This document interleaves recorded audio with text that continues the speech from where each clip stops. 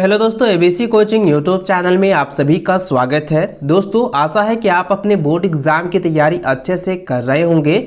आज की इस वीडियो में कक्षा 9वीं के साइंस अर्थात विज्ञान के महत्वपूर्ण ऑब्जेक्टिव प्रश्न बताने वाला हूं, जो कि आपकी बोर्ड परीक्षा के लिए काफी महत्वपूर्ण है। पहले दोस्तों क्वेश्चन की ओर चलते हैं। देखिए, सबसे पहला सवाल आप हमारे स्क्रीन पर देख पा रहे हैं। यहाँ पे लिखा है कि त्वरण का एसआई मात्रक है। तो दोस्तों, आप लोगों को मैंने पहले भी बताया था कि त्वरण का एसआई मात्रक होता है मीटर प्रति सेकंड स्क्वायर, जो कि ऑप्शन नंबर आपका सी में दिया हुआ है।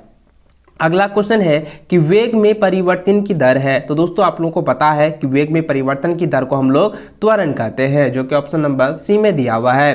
अगला क्वेश्चन है कि एक कार 2 आवर में जो है 100 सेंटीमीटर की दूरी तय करती है। यानी दोस्तों, यहाँ पे ये कह रहा है कि एक कार है, ठीक है, एक कार है जो कि 2 घंटे में 100 सेंटीमीटर की दूरी वो तय करती है। तो इसकी औसत चाल क्या होगी? तो दोस्तों, आप लोगों को मैंने फॉर्मूले के अनुसार बताया था। औसत चाल निकालेंगे, इसको हम गुना कर देंगे तो कितना हो जाएगा? 2 गुना 100 तो 200 किलोमीटर प्रति आवर, जो कि ऑप्शन नंबर आपका सी में दिया हुआ है। इसको अच्छे से आप लोग जो है कॉपी में नोट करते जाइए। अगला सवाल देखें, यहाँ पे लिखा है कि 2 केजी द्रव्यमान वाली वस्तु को 5 मीटर प्रति सेकंड स्क्वायर की दर से जो है त्वरित करने में कितना बल की आवश्यकता होगी? इसमें जो है बल की आवश्यकता यहाँ पे कह रहा है। तो दोस्तों, आपको पता होगा कि बल का एसआई मात्रक न्यूटन होता है, जिसको हम एन से सूचित करते हैं। और यहाँ पे न्यूटन में जो है यहाँ पे आंसर आपको बताने हैं। यहाँ पे 4 ऑप्शन दिए गए जो भी न्यूटन में है। तो इसको अगर हम सॉल्व करें तो इसका आंसर ध्यान दीजिएगा कि यहाँ हो जाएगा, इसको और इसको हम मल्टीप्लीकेशन करते हैं तो 10 हो जाता है। तो इसका आंसर क्या हो जाएगा? 10 न्यूटन हो जाएगा। ऑप्शन नंबर बी इसका जो है सही आंसर होगा। अगला सवाल है कि चंद्रमा की सतह पर किसी वस्तु का भार पृथ्वी की सतह पर उसके भार का कितना गुना होता है? तो दोस्तों, इसका आंसर आएगा 1/6 गुना होता है। ठीक है, इसको अच्छे से आप लोग जो है रट लीजिएगा, क्योंकि ये एग्जाम में जो है बार बार क्वेश्चन पूछे जाते हैं। चलिए, अगला सवाल है कि धनुष की तनित डोरी में कौन सी ऊर्जा जो है संचित होती है? तो इसको अच्छे से आप लोग जो है याद रखेंगे, क्योंकि यह जो है काफी बीबीआई है। इसको अच्छे से आप लोग जो को तैयार कर लेनी है। तो देखिए, इसमें जो है इसका आंसर ध्यान दीजिएगा कि धनुष की जो तनित डोरी है ना, वो स्थिर है। तो इसलिए दोस्तों, इसका जो आंसर क्या हो जाएगा? यह जो है स्थितिज ऊर्जा हो जाएगा। ठीक है, ऑप्शन नंबर आपका ए जो है इसका सही आंसर होगा। अगला सवाल की ओर चले तो यहाँ पे देखिए, ध्यान दीजिएगा दोस्तों, यहाँ पे दिया हुआ है कि किसी वस्तु का वेग जो है दुगुना कर दिया जाए तो इसकी गतिज कितनी हो जाएगी? तो दोस्तों, आपको पता है कि यहाँ पे वेग जो है दुगुनी कर दिया गया है। तो इसका जो आंसर क्या हो जाएगी? इसकी गति जो हो जाएगा वो चौगुनी हो जाएगी। ऑप्शन नंबर सी इसका सही आंसर होगा। अगला सवाल है, इनमें से तरंग वेग भी और तरंग दैर्घ्य लैम्डा तथा आवृत्ति एन के बीच सही संबंध कौन है? तो दोस्तों, इसका फॉर्मूला तो आप लोगों को पता ही होगा। इसका फॉर्मूला होता है v बराबर एन लैम्डा, जो कि ऑप्शन नंबर आपका जो है ए में दिया हुआ है। ठीक है, अगला सवाल है कि ऊर्जा का व्यावसायिक मात्रक है। तो ऊर्जा का व्यावसायिक मात्रक क्या होता है?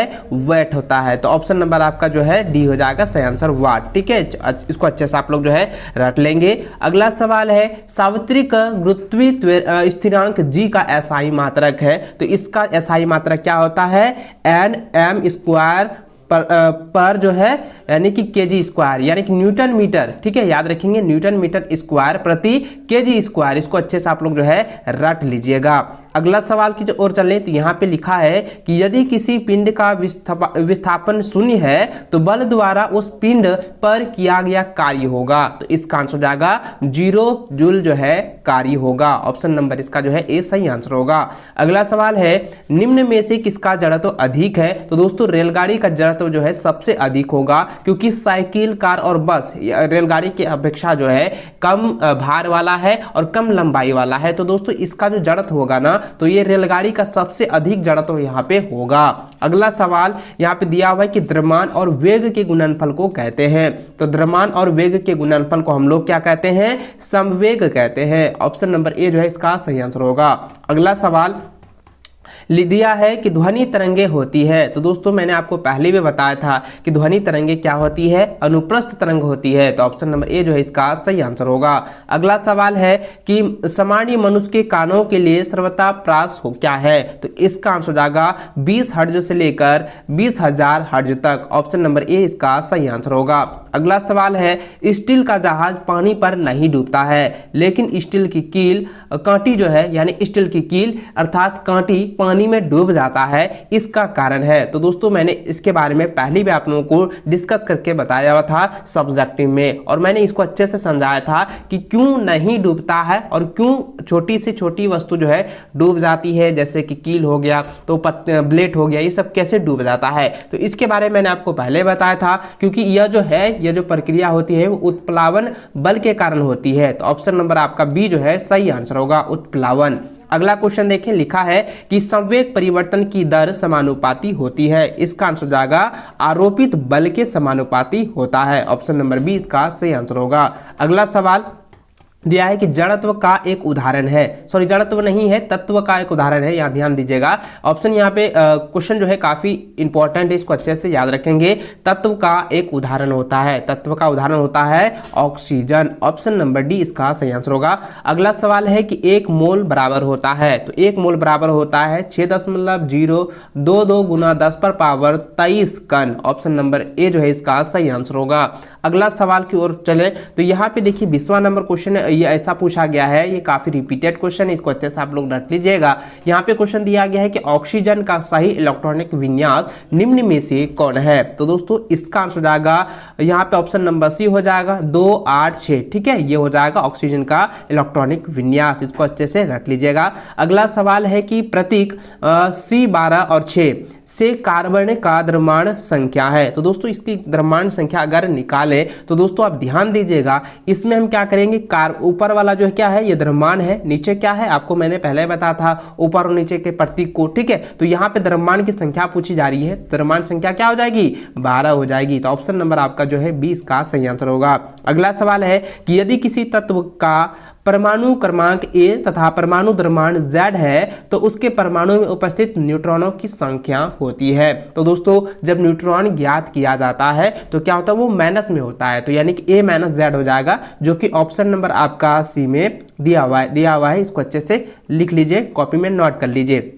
अगला सवाल है किस अवस्था में अणुओं की ऊर्जा अधिकतम होती है। तो दोस्तों इसका आंसर जाएगा गैस अवस्था में। ऑप्शन नंबर इसका सी सही आंसर होगा। अगला सवाल है कि 10 डिग्री सेंटीग्रेड तापक्रम बराबर होता है, तो इसको हमको केल्विन में ज्ञात करनी है। ध्यान दीजिएगा कि यहाँ पे केल्विन में आपको आंसर बताने हैं, तो इसका आंसर जाएगा 283 केल्विन, क्योंकि दोस्तों 273 केल्विन तो होता है। ठीक है, यानी कि 273, ध्यान दीजिएगा 273 और प्लस यहाँ पे क्या है 10 डिग्री है, तो इसको हम ऐड करेंगे तो कितना हो जाएगा 283 केल्विन, जो कि ऑप्शन नंबर आपका 20 सही आंसर होगा। अगला सवाल है कि निम्नलिखित में से कौन मिश्रण है। तो दोस्तों ध्यान दीजिए, यहाँ पे ऑप्शन दिया है चांदी, हाइड्रोजन, जल और वायु। तो दोस्तों इसका जो आंसर होगा, ध्यान दीजिएगा काफी पेचीदा है और काफी इंपॉर्टेंट सवाल है और ये बार बार एग्जाम में पूछा जाता है। तो इसका आंसर जाएगा वायु, क्योंकि वायु जो है एक मिश्रण है, क्योंकि वायु में बहुत सारे गैस होते हैं, धूल कण होते हैं, आद्र होते हैं, सारा चीज मौजूद रहता है, इसलिए दोस्तों ये आंसर इसका सटीक होगा। ठीक है,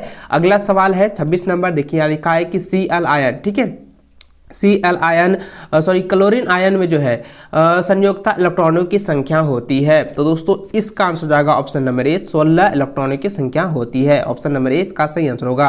अगला सवाल है कि रदरफोर्ड का अल्फा कण प्रकीर्णन प्रयोग किसकी खोज के लिए उत्तरदायी है। तो दोस्तों इसका आंसर जाएगा ऑप्शन नंबर ए हो जाएगा, परमाणु केंद्रक। इसको अच्छे से आप लोग जो है रट लेंगे। अगला सवाल की ओर चले तो यहाँ पे देखिए 28 नंबर सवाल दिया गया कि 0.5 मोल H2O का द्रव्यमान होता है, तो इसका आंसर जाएगा 9 ग्राम द्रव्यमान होगा। तो ऑप्शन नंबर 20 का सही आंसर होगा। अगला सवाल है निम्नलिखित में से कौन कपड़ा गर्मियों के समय में अधिक आरामदेह होता है। ये तो आप सभी बच्चों को 100% पता ही होगा, सभी को मालूम होगा कि गर्मी के दिनों में जो है सूती कपड़ा अधिकतर पहना जाता है, क्योंकि ये काफी ज्यादा आरामदेह होता है, क्योंकि हमारे ये जो पसीने हैं उनको अवशोषित कर जो है हमें ठंडक प्रदान करती है। तो ऑप्शन नंबर सी इसका सही आंसर होगा। अगला सवाल है कि निम्नलिखित मिश्रणों में से विलयन का पहचान करें। तो दोस्तों यहाँ पे विलयन का पहचान करने के लिए कह रहा है, तो ये जो समुद्री जल है ना, ये एक विलयन है। तो ऑप्शन नंबर इसका 20 सही आंसर होगा।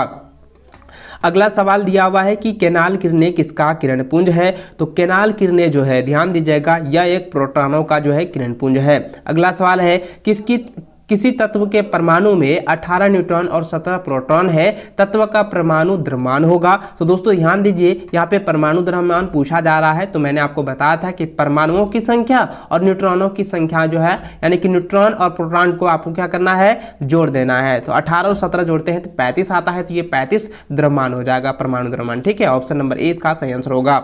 अगला सवाल है कि सोडियम का सही इलेक्ट्रॉनिक विन्यास निम्न में से कौन सा है। तो यहाँ पे सोडियम पूछा गया है, तो सोडियम का फॉर्मूला आपको पता है, Na होता है। ठीक है, Na का जो है इलेक्ट्रॉनिक विन्यास क्या होती है, ये आपको यहाँ पे पूछा गया है। तो ये दोस्तों इसका आंसर हो जाएगा ऑप्शन नंबर डी हो जाएगा 2, 8, 1। ठीक है, क्योंकि इसका जो है 11 होता है, तो 2, 8, 1 हो जाएगा।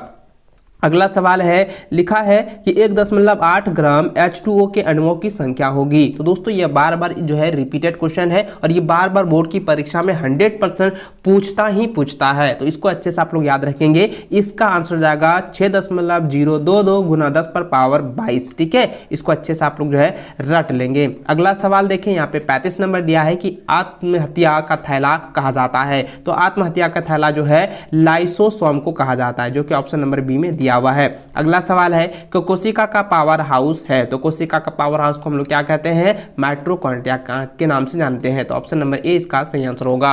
अगला सवाल लिखा है कि ट्रैकिडस पाए जाते हैं। तो ट्रैकिडस पाए जाते हैं, काफी बीबीआई है और रिपीटेड क्वेश्चन है। इसका आंसर हो जाएगा जाइलम। ठीक है, इसको अच्छे से याद रखेंगे, ट्रैकिडस जो है वो जाइलम में ही पाए जाते हैं।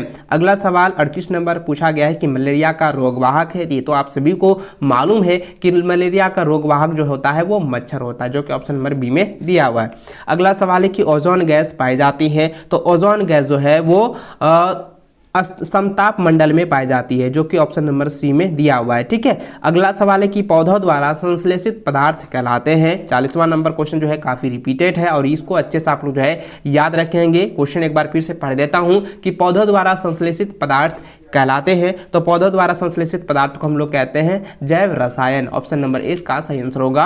अगला सवाल है कि एक सूक्ष्म पोषक तत्व है, तो उसको हम लोग कहते हैं जस्ता। ऑप्शन नंबर ए इसका सही आंसर होगा। इसको अच्छे से आप लोग जो है कॉपी में नोट करते जाए। और दोस्तों इसका पीडीएफ जो है मैं टेलीग्राम और व्हाट्सएप ग्रुप पर दे दूंगा, तो आप अभी तक ज्वाइन नहीं किए हैं तो नीचे डिस्क्रिप्शन में लिंक दिया हुआ है, वहां से आप लोग जो है इसका पीडीएफ भी प्राप्त कर सकते हैं। आगे देखिए क्वेश्चन यहाँ पे लिखा है कि पादप और जंतु कोशिका में प्रमुख अंतर है। तो दोस्तों इसका आंसर हो जाएगा गति संबंधी जो है इसका अंतर है। ठीक है, ऑप्शन नंबर 20 का सही आंसर होगा। अगला क्वेश्चन है कि मेढक है। तो दोस्तों मेढक क्या है, मेढक एक उभयचर है। ठीक है, क्योंकि यह जो है पानी और स्थल दोनों में निवास कर सकता है। अगला सवाल है कि एक विश्वव्यापी बीमारी है। तो विश्वव्यापी बीमारी में आपको यहाँ पे आंसर क्वेश्चन पूछा गया है, तो इसका आंसर हो जाएगा एड्स। एड्स जो है क्या है, एक विश्वव्यापी बीमारी है। ऑप्शन नंबर डी इसका सही आंसर होगा। अगला सवाल है कि एक संक्रामक रोग है। 45 नंबर क्वेश्चन काफी इंपॉर्टेंट है, बीबीआई, इसको अच्छे से रट लेंगे। यहाँ पे इसका आंसर हो जाएगा दोस्तों हैजा। हैजा क्या है, एक संक्रामक बीमारी है, यानी कि रोग है।